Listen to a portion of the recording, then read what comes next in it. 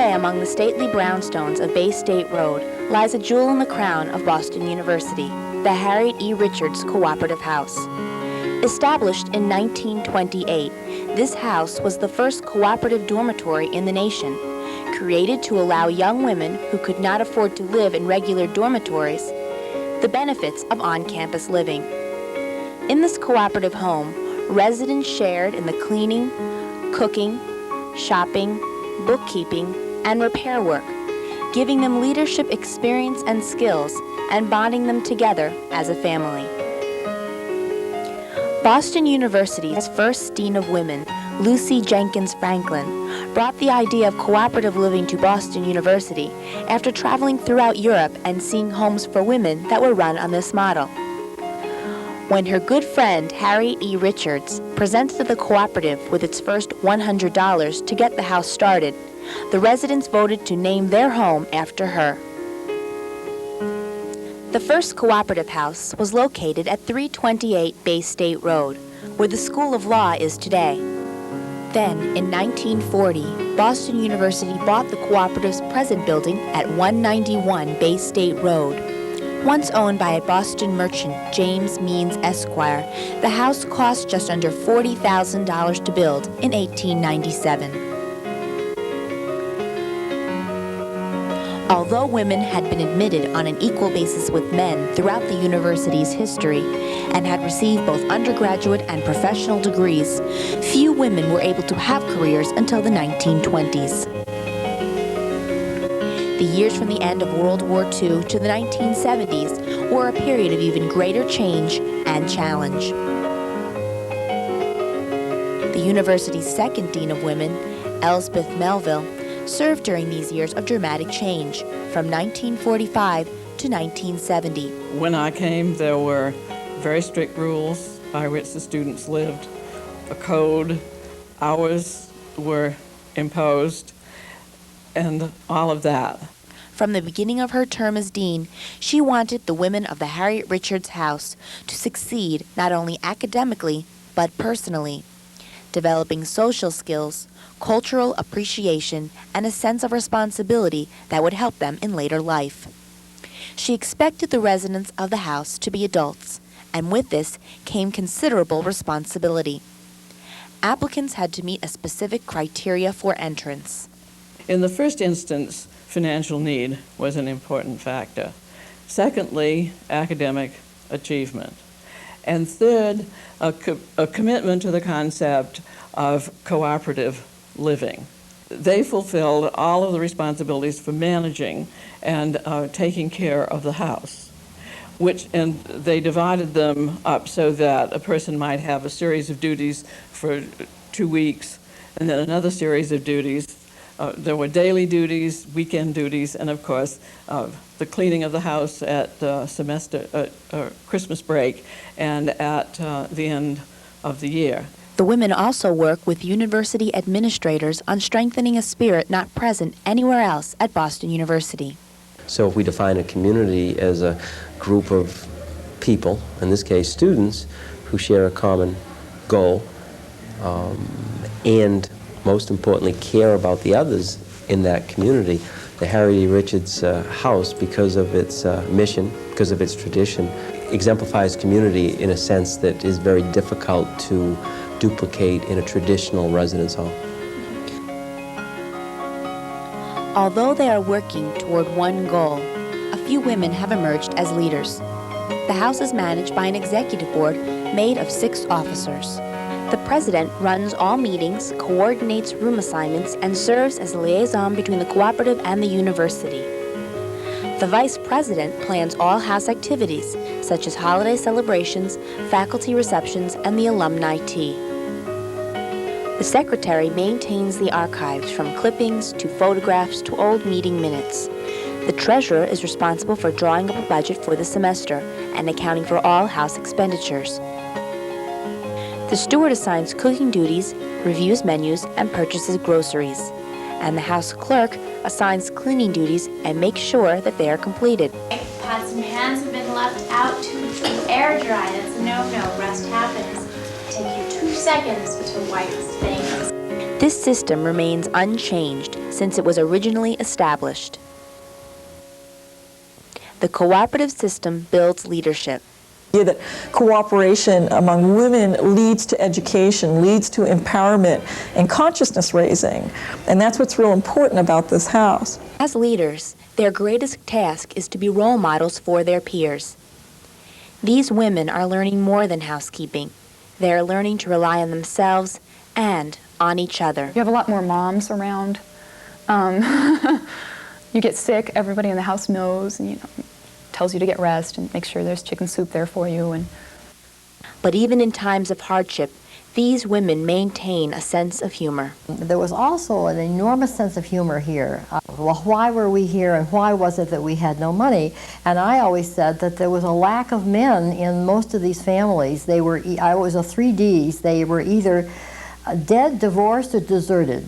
Living in a home with 25 other women gave many residents their first exposure to people from other parts of the country and other ways of life. There are people from all over the place living in the house, studying all sorts of different things, and I just think it goes along the same lines as everything else at BU.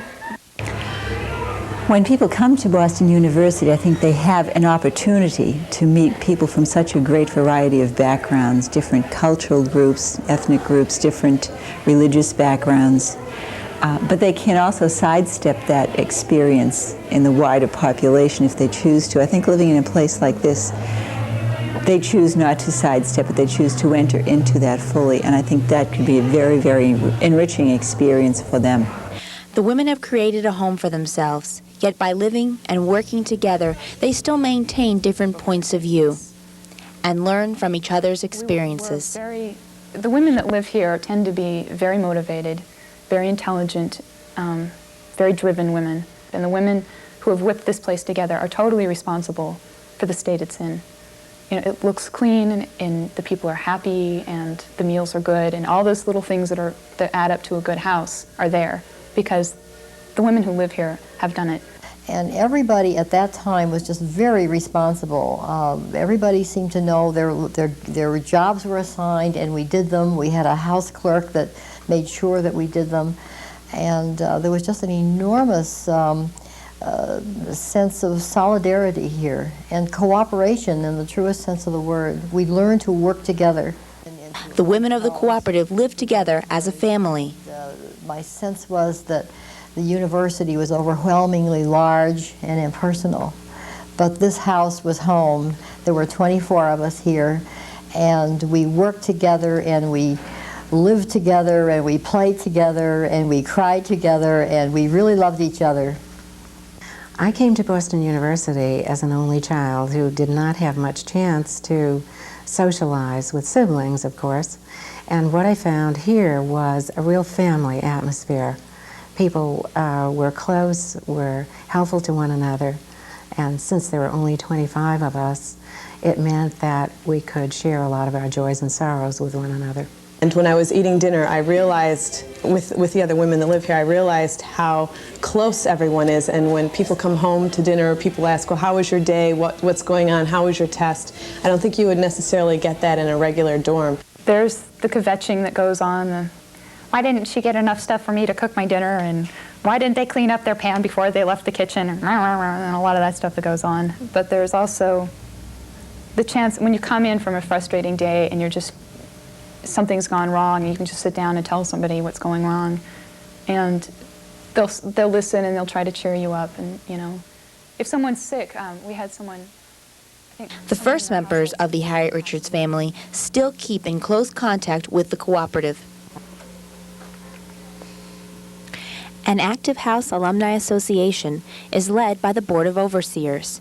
They meet monthly with present residents to carry on the traditions of the house and to make sure that it is properly maintained. As president of the Harriet Richards Alumni Association Board, I'm in contact with people through newsletters, fundraising efforts, and letting people know what has been going on here at the house. They work with the house residents on special projects, such as replacing the French room curtains and replenishing kitchen supplies. Because most of the residents came from families with financial difficulties, few had ever lived in such imposing surroundings.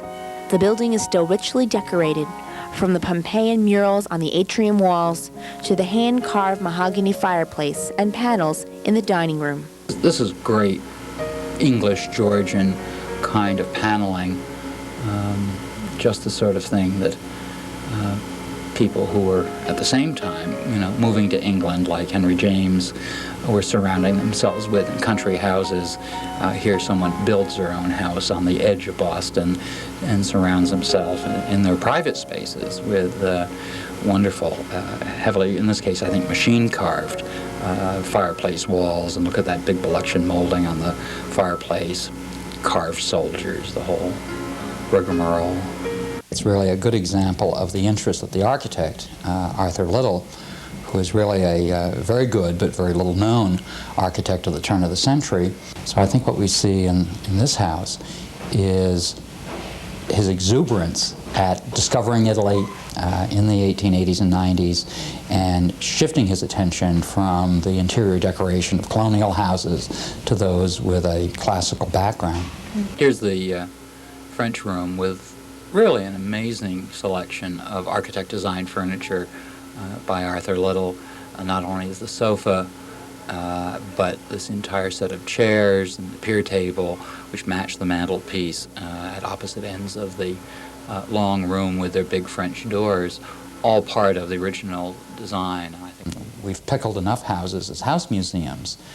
The goal here is not to turn this into a museum or any of the buildings along the way, but to give it an economic and social function as well. Both the historians and house alumni are preservationists. While the historians work to preserve the architectural history of the house, the alumni seek to keep alive the cooperative spirit of Deans Franklin and Melville. The Harriet Richards house stands apart from the other brownstones on Bay State Road, protected by a wrought iron fence. But behind the ornate gates, residents see parts of their home deteriorating. While much of the house looks as it did in the late 1800s, some sections of the house, like the ceiling in this bedroom and the murals on these walls, have disintegrated with the passage of time and through lack of funding for major repairs. Securing funds to maintain the house's appearance remains a serious concern. As residents and leaders, women participating in the cooperative plan have many responsibilities to past, present, and future generations. That was the last. Living in the house leaves many residents with special memories and lessons. Sorority. People always ask, what is it like living there? And the only thing that I could say that would give people a visual image of what it's like to live here is, for example, remember the show Facts of Life. All the girls had these different responsibilities, and they had to do their schoolwork plus get the cooking and stuff done. And that's how I've always described it. We fight like sisters, so but we take care of each other like sisters too. So here, we take the time to have parties and spend Christmas together and give each other presents and do chores for each other. Things that it's just a little tiny thing and it doesn't cost us anything, but it's our way of saying, thank you for just being here. And I think that's important to have in your life. In the workplace, even now, I find there are team players and there are non-team players, and I guess because of HER, I value team players. I'm very pleased and deeply touched, really, that many of the people who come through here are still interested in maintaining the tradition of the house. The eating together, having alumni teas, having holiday parties, faculty wine and cheese. These things are ways of reaching out to the community at Boston University, and they are very, very important to continue on. We also have a very nice alumni tea every year where new members... Since 1928, women have found the Harriet Richards Cooperative House to be a beacon for growing, learning, and sharing. The traditions within their home solidify the HER family.